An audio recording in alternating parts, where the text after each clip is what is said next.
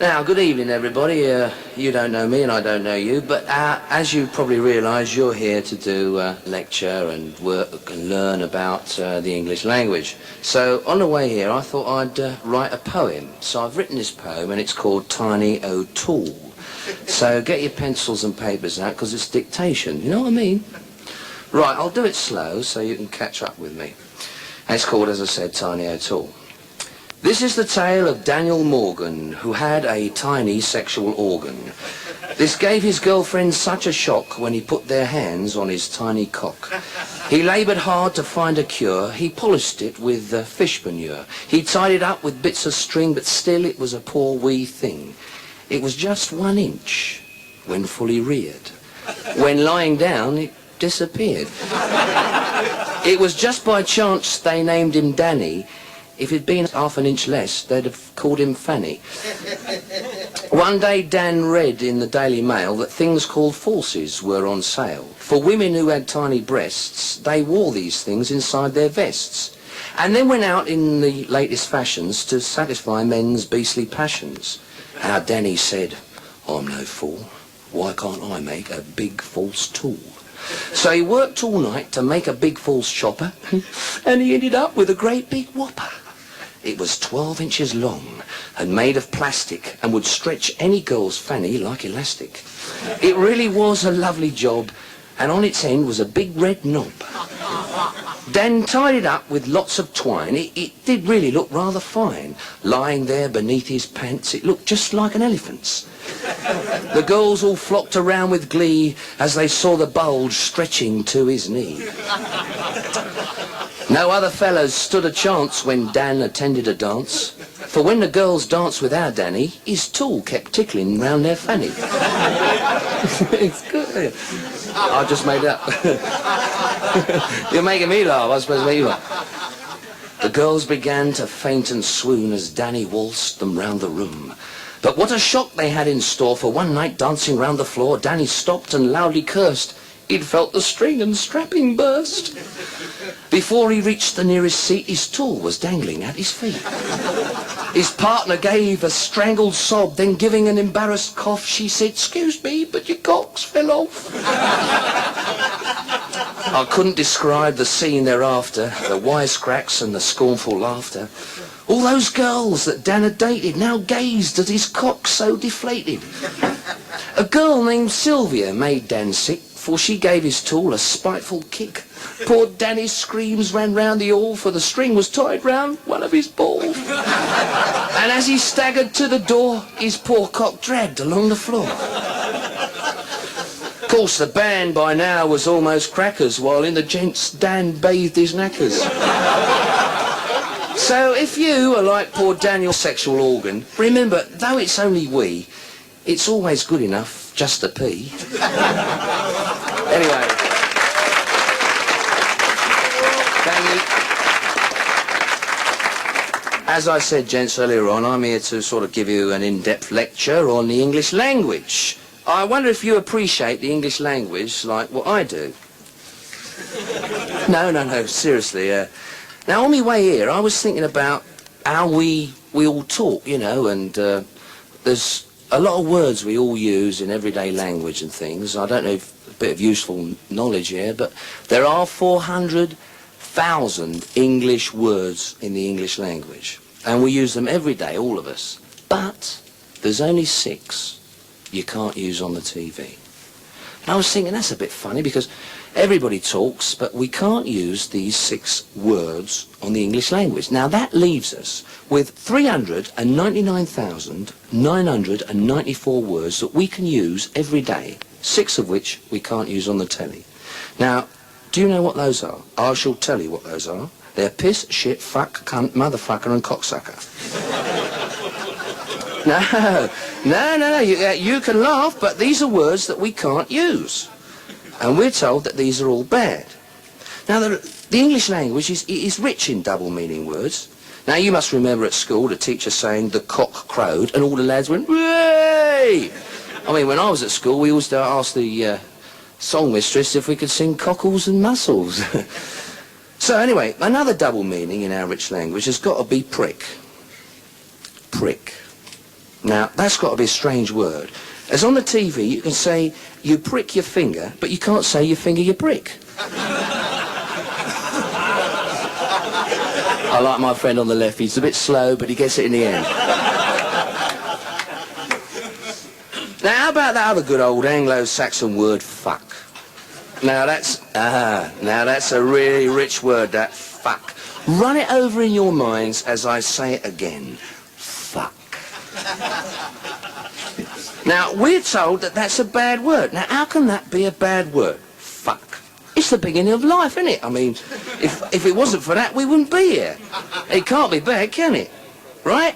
Oh, no, they cry. Naughty word, they say. Yet, on telly, we can see violence every day. Wherever we go, we see violence. The news is full of killings all over the world. We glorify violence on the TV. But we mustn't use the word fuck. We can see people being killed, but we mustn't use the word fuck. Naughty word, they say. Well, I reckon violence is a far worse thing to see. Let's face it. Killing's got to be worse than fucking. It stands... Ask your wife. She'd rather be fucked than killed, wouldn't she?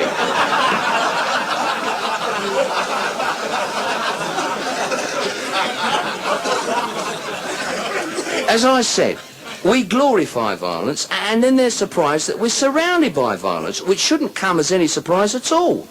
We teach our children violence all the time. Kill, kill, kill. Bang, bang. You're dead. Lie down. You're dead. Now, I reckon I'm going to change that. I will cut out the word kill from our vocabulary and put in the word fuck in its place. Now, imagine yourself at home, warm fire, nice and comfy on the sofa, teaching your kids, who fucked Cock Robin? Now, that's nicer, isn't it? Eh? It's much fairer too. I mean, there's this little red-breasted bird that brings pleasure to all of us, and all they want to do is kill the poor bastard. No, I say fuck it. Oh, let's have more of the little villains. Now, let's take films. Violence again. Kill, kill, kill. Cowboy films, westerns, full of violence. Everybody's getting shot. Bang, bang, bang. Now, I'd change that. I'd have the villain riding into town and saying, Sheriff, you fucked my brother.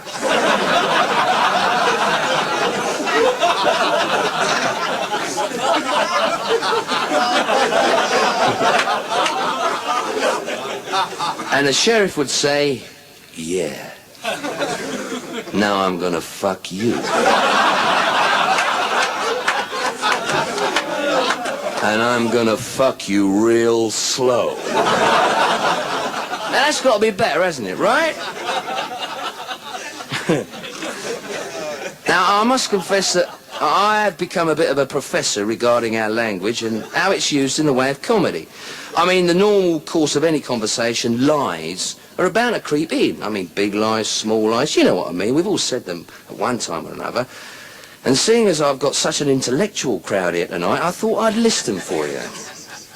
Now, see if you don't agree with me. Here are the most 4 used lies in the world. Now, is the 4th most used lie in the English language has got to be, my wife doesn't understand me. The 3rd has got to be, what's a nice girl like you doing in a place like this? The 2nd most used lie is, your cheque is in the post. And the 1st...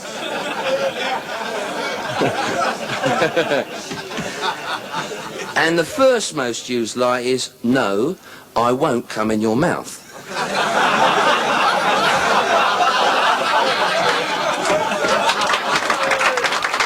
Now, I mean, we've all said that at one time or another, haven't we, fellas? Now, what I'd like to do is to run you through the English language, using it as richly as I can, you know. And, of course, the best way of doing it is by the way of comedy. Now, I can do this, obviously, with gags to illustrate the way we use the way of talking and play with words. Now, example, 2 doctors walking round a ward. One says to the other, good morning, Nigel. The other says, good morning, Roger. Roger then says, did you tell that Pakistani he was going to die? Nigel says, yes, I did. And Roger says, you rotten cunt, I wanted to tell him.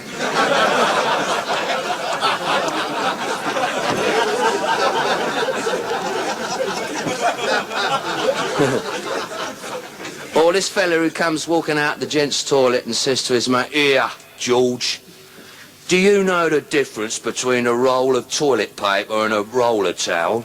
And George says, "No, I don't." And he says, "So it was you, you little dirty cunt."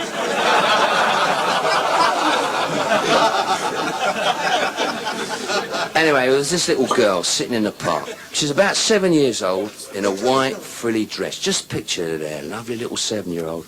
And this old man comes walking up to her, you know, dirty old raincoat, beret, and he says, "Would you like a sweetie?" And the little girl says, "Yes, but show us your prick first." Now, it's this little girl walking down the road, you see, and she's walking her dog for a little walk, you see, and she's going down the road. And the vicar sees her and he says, "Hello." She says, "Hello, vicar." He says, "And what's your name?" She says, "Oh, my name's Rosemary." He says, "Oh, that's a lovely name. How did you get the name of Rosemary?" She says, "Well, when I was in Mummy's tummy, Mummy was going to call me Mary after the Virgin Mary." He said, "Oh, that's nice." She said, "But Mummy was sitting in the garden and a rose petal blew onto Mummy's tummy, and she thought, oh, she'll call me Rosemary." He said, "Oh, that's lovely. And what's your little dog called?" She said, "Oh, he's called Piggy." He says, "Why is that?" She says, "Oh, he fucks pigs." Of course, the other way to extract a laugh out of you lot is to ridicule or take the piss out of certain characteristics of different nationalities that we all mix with from day to day. And of course, the classic example's got to be the Irish, right? We all know Irish jokes. Now, we can do 3 things with an Irish joke. You going to tell one? Oh, it's just the way he looks.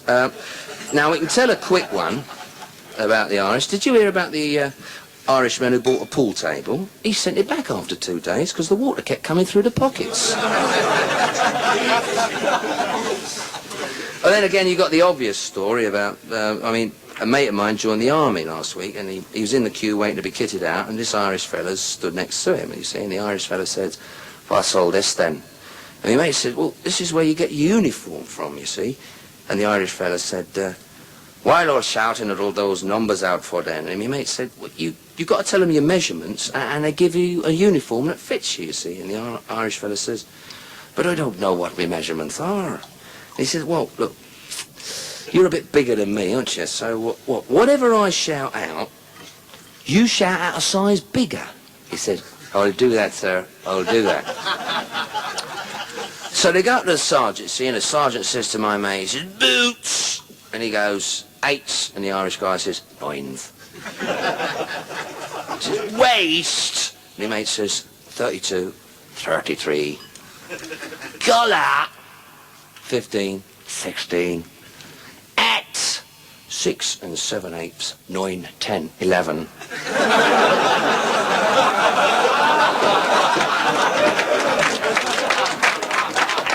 Now that's a very obvious Irish gag, isn't it, right? Now this one's supposed to be a subtle gag. Now I don't know how subtle you lot are. Looking at you all now, all drinking away there. Anyway, now let's.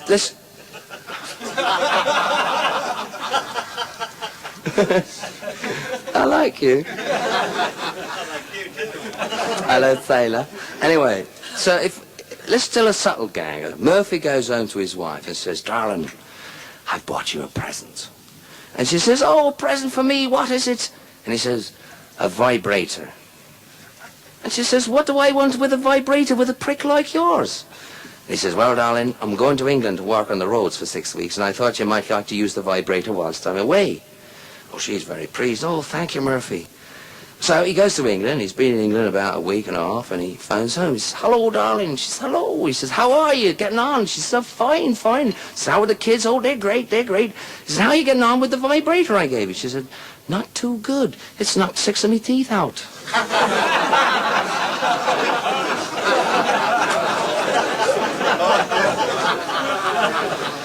Or the Irishman, it might be a bit too subtle for you lot, this one.